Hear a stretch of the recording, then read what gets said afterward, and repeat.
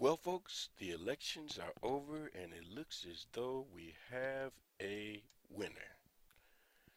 Obama is going to be serving us for another 4 years as our 44th president. And my question is, how excited is he really with all that he's having to face? I mean, think about it. He was already having to deal with the Hurricane Sandy issue and all of the devastation that it caused on the East Coast with people losing their homes and the power being out still in so many places, people being without food and water even for going on weeks now, not to mention the gas lines and all of the inconvenience that people have had to face with having an even numbered plate or an odd numbered plate, and you can only buy gas on this day, and you can't come into New York unless you have at least three people in your car. And I mean, it's really a mess there still.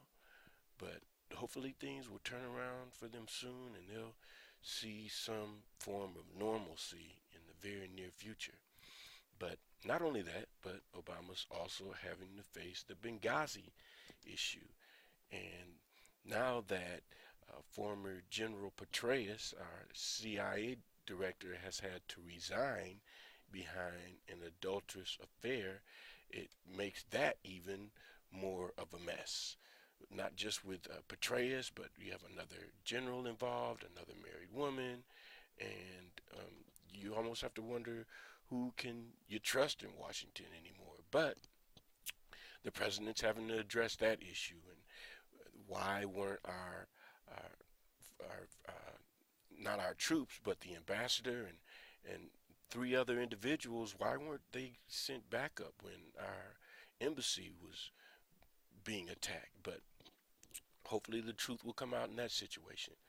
But then we have our stock market. What is it, fallen 600 points here just in the last couple of weeks or ever since the election? And many investors are nervous that the selling could continue all the way through 2013. And not just our market, but markets throughout the world are very unstable right now.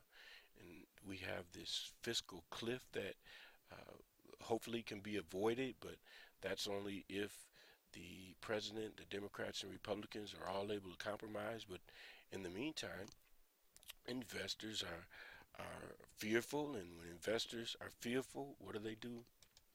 They sell, and that's not a good place for our market and our economy.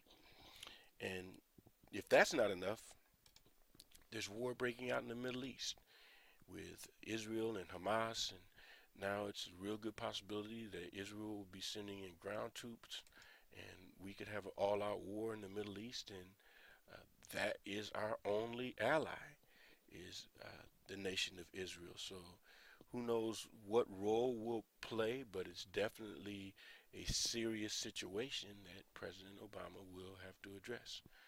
And man, I wouldn't be surprised if he's tempted to pick up the phone and call Mitt Romney about now and say, "Hey, Mitt, if you want a rematch, I'll be glad to spot you a few million votes." Because I'd rather anybody in this hot seat than me right now. But the bottom line is he's got his hands full, and you can only hope that he'll turn things around. But personally, I never had too much confidence in politicians. I believe in taking accountability for my own life, and I'm sure all of us going to school and getting an education have that same mindset. But we've got to hope that things will turn around for our country and he'll be able to get some positive results. In the meantime, keep your head up, folks.